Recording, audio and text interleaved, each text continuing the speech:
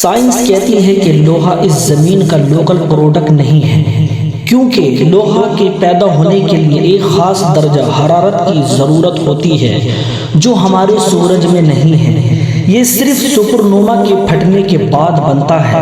حیرت کی بات یہ ہے کہ قرآن نے 1400 سال پہلے ہی لوہے کا ذکر کیا گیا ہے۔ سورۃ الحدید، جس کا مطلب ہے لوہا، اس سورت کی آیت نمبر 25 میں اللہ نے کہا کہ ہم نے لوہے کو اتارا جس میں سخت قوت اور لوگوں کے لیے فائدے ہیں۔ یہی لفظ اتارا بتاتا ہے کہ لوہا زمین پر پہلے سے موجود نہیں تھا۔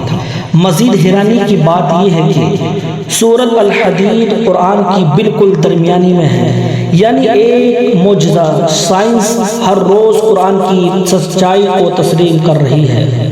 سبحان اللہ۔ یا اللہ ہم سب کو قرآن پر عمل کرنے کی توفیق عطا فرما اور قرآن پر چلنے کی توفیق عطا فرما۔